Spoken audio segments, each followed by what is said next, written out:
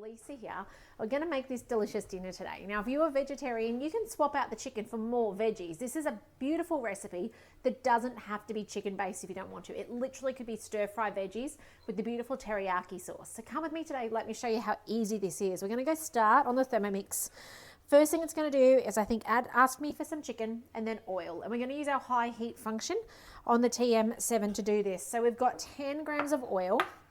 In it goes. Watching my scales over here. Stop just before and it gets pretty close. A little heavy, that's all right. And then we've got now, I've actually got breast today, so I may shred my chicken a little bit, but I'm working with what I've got in my fridge.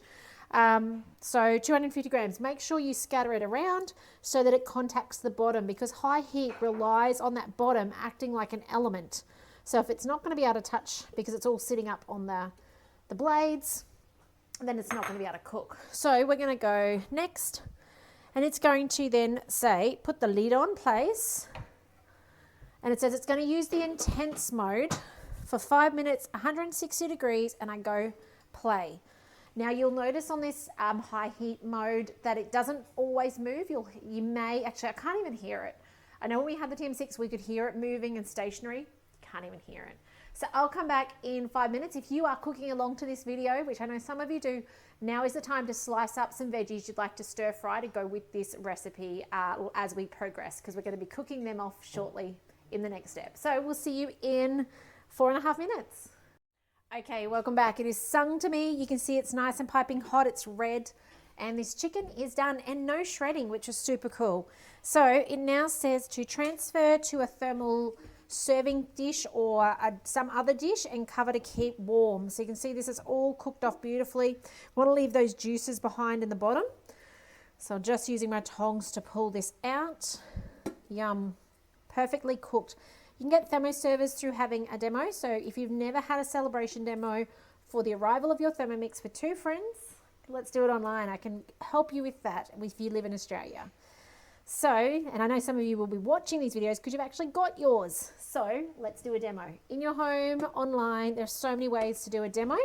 And your friends might be with you in your home, or they might be somewhere else in Australia. That's also okay. So there we go. Look at that. Yum. Okay, now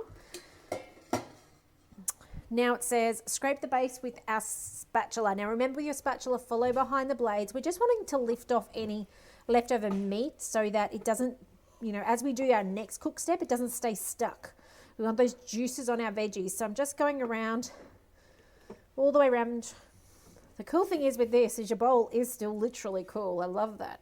You can see those beautiful chicken juices. We want them to remain in for our sauce later.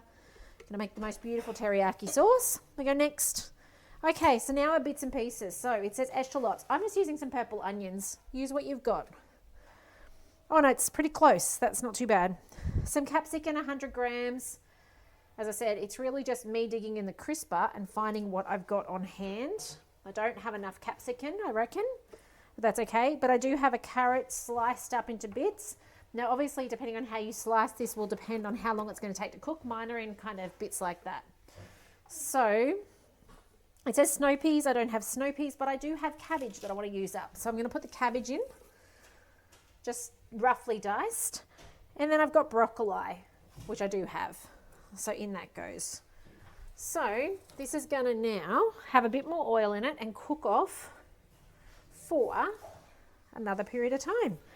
So we've got 20 grams of oil again. I thought that was marking off a second ago. There we go. Get that leaf out. What are we up to? That'll do. And now we go next. Put our lid on, and it's got another saute. So it's actually this time doing gentle. And we're going to go 5 minutes. So we'll be back in 5 more minutes.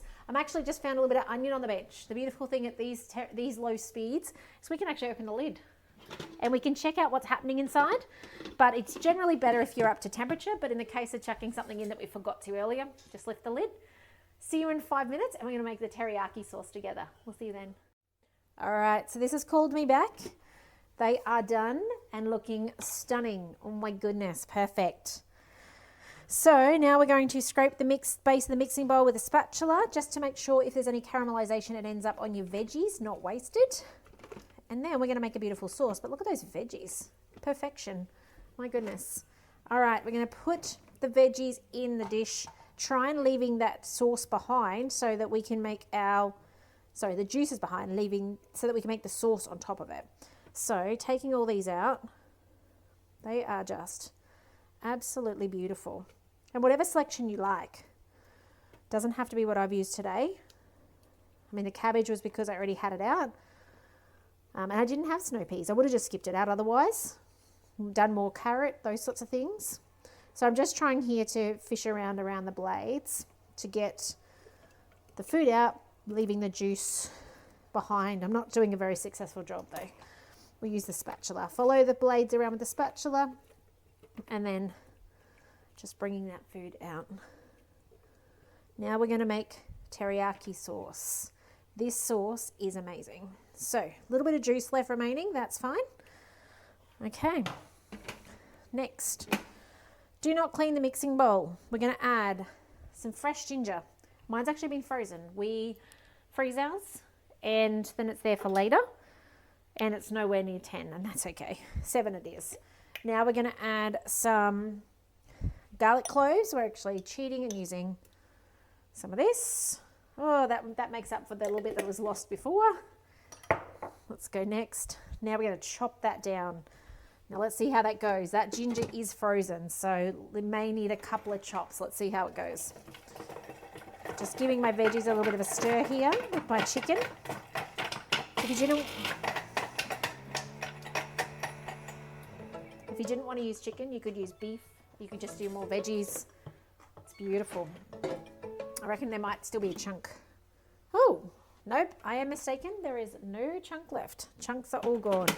Let's click next. Scrape down the sides with the spatula, just because we want this in our teriyaki sauce.